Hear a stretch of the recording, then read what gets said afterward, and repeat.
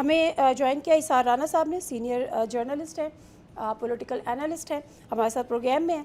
سید اقرار الحسن صاحب ہمارے ساتھ موجود ہیں، فاؤنڈر عوام راج پارٹی، اور اس کے علاوہ سفینہ خان ہمارے ساتھ موجود ہیں، سینئر جرنلسٹ ہیں، پولیٹیکل انالسٹ ہیں۔ تمام مہمانوں کا بہت بہت شکریہ پروگرام میں جوائن کرنے کے لیے۔ اسار رانا صاحب، آپ سے بات کا آغاز کرتی ہوں، آپ سینئر بھی ہیں، ذرا فرمائیے گا کہ جو میں نے بات کی ہے یا جو میں نے اپنے ابتدائیہ میں بات کی ہے، آپ اس سے اگری کرتے ہیں؟ This government is pretty much لاکی کہ ان کے پاس کوئی اپوزیشن نہیں ہے، عوام کے لیے تو کوئی بھی نہیں ہے جو ان کی آواز اٹھائے، یہ کیا معاملہ ہے اور ایسا کیوں ہے؟ نہیں، یہ لکی نہیں ہے، اس کو آپ یہ کہیں کہ پاکستانی قوم بہت بدقسمت ہے۔ جس معاشرے میں سے اپوزیشن کو ختم کر دیا جائے اس سے زیادہ بدقسمت معاشرہ کوئی نہیں ہوتا، اور بدقسمتی سے پاکستان میں اپوزیشن کو کچل دیا گیا، اور اس میں کچلنے میں خالی حکومت یا کیا کہتے ہیں وہ پولیٹیشین نہیں تھے، سپریم کورٹ نے اپنا کردار ادا کیا، الیکشن کمیشن نے اپنا کردار ادا کیا، اور انہوں نے پاکستان کی سب سے بڑی سیاسی جماعت کو کچل کے رکھ دیا۔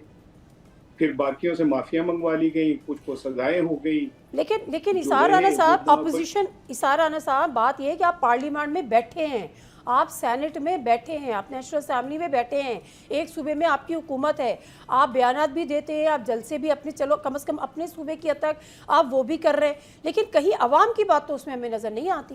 میں عرض کر رہا ہوں نا، میں اگر میری آپ بات ذرا تھوڑی سی سن لیجئے تو اس کے بعد جو لوگ رہ گئے وہ لوگ تھے بچے کھچے جن کو صرف اپنی جان بچانے، اپنے معاملات کے لیے، اور پی ٹی آئی کی جو باقی قیادت ہے وہ ساری کمپرومائز ہو گئی۔ انہیں پتہ ہے کہ ہم بولیں گے تو جیل چلے جائیں گے، ہم پہ بولیں گے تو مقدمے بن جائیں گے، تو بہتر یہ کہ جو جس طرح چل رہا ہے اس طرح چلنے دیں، اور وہ پھر چلنے لگ گیا۔ وہ پہلی دفعہ نہیں ہوا، ایوب خان صاحب کے دور میں بھی ایوب خان خود صدر تھے اور ان کے بھائی اپوزیشن لیڈر تھے، قائد اعظم اختلاف تھے۔ پاکستان میں یہ ماڈل ہر جو حکمران ہوتا ہے اس کی خواہش ہوتی ہے کہ آئے جس میں اپوزیشن اس کے خلاف جو ہے نا کوئی بات نہ کر سکے۔ اور دوسری بات، دنیا میں سب سے بڑی اپوزیشن جو ہوتی ہے وہ ہوتے ہیں جرنلسٹ، جن کا کام ہوتا ہے کہ حکومت کی غلطیوں، کوتاہیوں، خامیوں کی نشاندہی کریں، ان پہ بات کریں۔ آپ نے صحافیوں کو جو رگڑا لگایا وہ بھی کوئی ڈھکا چھپا نہیں ہے، آپ نے ان کی نوکریاں چھین لی، آپ نے ان کے لیے رستے بند کر دیے، ان کے اکاؤنٹ بند کر دیے۔ ایسا لگتا ہے کہ شہباز حکومت ہے، اس کی خواہش یہ ہے کہ اس کی کسی کام پہ بھی کوئی بندہ بات نہ کرے اور گلیاں سنجی ہو جائیں اور بیچ میں مرزا یار کلہ ہی پھرتا ہے۔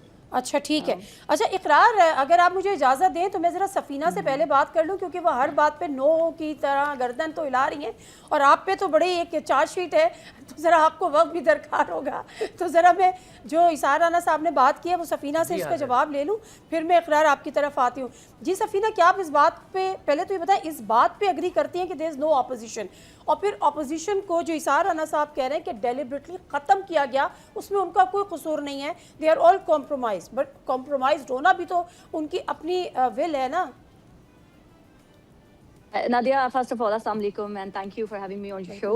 اسار صاحب ہمارے بڑے سینئر ہیں، ہمیں ان سے سیکھنے کا موقع ملتا ہے، جو ہی یہ ٹی وی پر اپیئر ہوتے ہیں تو ہم سوچتے ہیں کچھ ایسی بات کہیں گے جو ہمارے لیے ایک ایگزامپل بنے گی۔ آج ان کا تجزیہ سن کے مجھے تھوڑا سا افسوس ہوا، بدقسمتی اس اپوزیشن کے ووٹر اینڈ سپورٹر کی ہے جنہوں نے ان کو ووٹ بینک کے تھرو پارلیمنٹ کا حصہ بنایا۔ ان کا کام تھا کہ ان کی عوام کے لیے، چلے پورے پاکستان کے لیے تو ان کو کوئی غرض نہیں ہے، ایٹ لیسٹ جن لوگوں نے ان کو ووٹ دیا ان کے لیے تو زندہ رہتے۔ اس کا مطلب ہے ان کا ایجنڈا جو ہے عوام کبھی بھی نہیں رہی، ایک انڈیویجول پرسنالٹی کے پیچھے چینٹنگ کرنا، یا شاید یہ اس کو اپوزیشن بولتے ہیں کہ پاکستان کی ریاست کے خلاف چڑھ دوڑنے کو اپوزیشن بولتے ہیں، یا پھر یہ شاید کہتے ہیں کہ پاکستان کے اداروں پر حملہ کر دینا جو وہ اپوزیشن ہے۔ تو آئی ایم سوری ٹو سے، پھر ان لوگوں کو جمہوریت کا علم ہی نہیں ہے۔ جمہوریت کا مطلب ان کو کسی نے روکا ہے تحریک انصاف کو کہ حکومت کے خلاف یا ان کی کارکردگی کے خلاف بات نہ کر سکے؟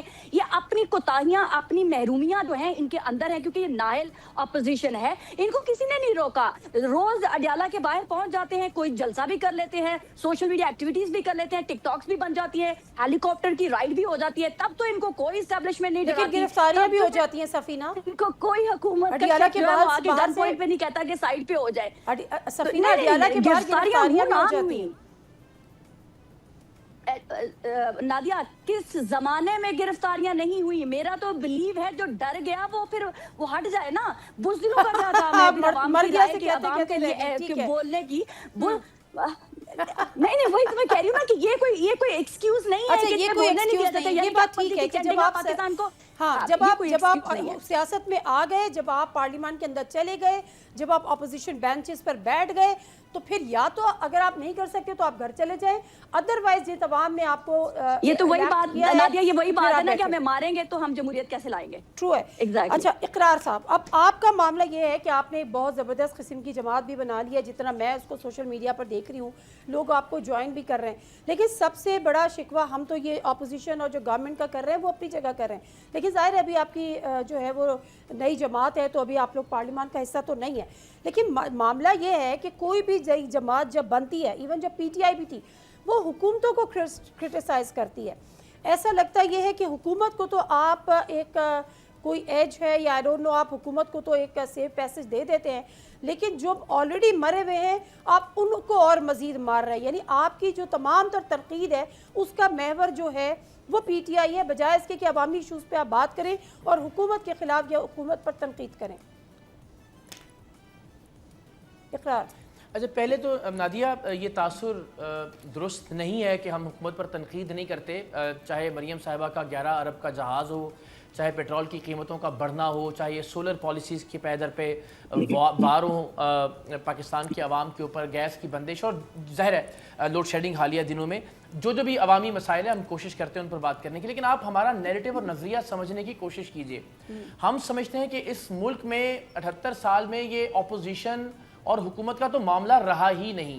یہ سب کے سب ایک لوگ ہیں، چاہے کوئی ایک وقت میں اپوزیشن میں ہوتا ہے، کوئی ایک وقت میں حکومت میں ہوتا ہے، وہی اگلی بار اپوزیشن میں ہوتا ہے اور وہ جو اپوزیشن میں ہوتا ہے وہ حکومت میں چلا جاتا ہے. تو یہ سارے کے سارے ایک نظام کے کل پرزے ہیں جو کہ استعماری نظام ہے اس ملک کا. 25 سال عمران خان صاحب اس نظام کے سپورٹر رہے، آج وہ اس نظام کے ہدف پر ہیں. ظاہر ہے ہم اس کی مذمت کرتے ہیں، لیکن آج جو اس وقت نظام کے سپورٹر ہیں کل وہ اس نظام کے ہدف پر تھے. تو ہم یہ کہہ رہے ہیں کہ آپ ضرور توقع کیجئے صحافیوں سے اور سیاسی جماعتوں سے کہ وہ مہنگائی پر بات کریں، ناانصافی پر بات کریں، لاقانونیت پر بات کریں، غربت بے روزگاری پر بات کریں، معیشت پر بات کریں. لیکن یہ وہ ساری چیزیں ہیں جو علامات ہیں. آپ عمران خان کے جیل جانے کی مذمت کرتے ہیں یا ان کے اوپر جو کس چیز کی آپ مذمت کر رہے ہیں؟ اچھا پہلی بات تو ہے کہ عمران خان سسٹم کے خلاف نہیں ہے، ظاہر سسٹم کا ہدف ضرور ہے لیکن وہ اگین سسٹم کا حصہ ہی ہے. یہ سب کے سب لوگ وقتی طور پہ آپ نے کہا مذمت کرتے ہیں، تو میں پوچھ رہی ہوں آپ کس چیز کی مذمت کرتے ہیں؟ خان صاحب کے جیل جانے کی؟ میں ہمیشہ سمجھتا ہوں کہ عمران خان صاحب جیل میں ہیں وہ اس بنیاد پر نہیں ہے کہ ان پر جو قائم مقدمات ہیں، پھر تو آپ کو ان کی رہائی کے لیے کیمپین چلانی چاہیے کہ ان کے ساتھ غلط ہو رہا ہے. سلوک روا رکھا جاتا. جی ہم بار بار نادیہ ہم بار بار یہی کہتے ہیں کہ عوام راج تحریک ہی وہ پلیٹ فارم ہو سکتا ہے کہ جو انشاءاللہ عمران خان صاحب کو رہا کروا سکتا ہے. ان کی پارٹی کی حالت تو آپ دیکھ رہی ہیں. ہم یہی بیانیہ بار بار اور یہی نظریہ بتا رہے ہیں کہ جب تک آپ نظام کے مقابلے میں ایک نظام اور ادارے کے مقابلے میں ایک ادارہ نہیں بنائیں گے تب تک عمران خان صاحب کی رہائی سمیت کوئی مسئلہ حل نہیں ہوگا. سبسکرائب کریں اور بیل دبائیں تاکہ کوئی خبر رہ نہ جائے.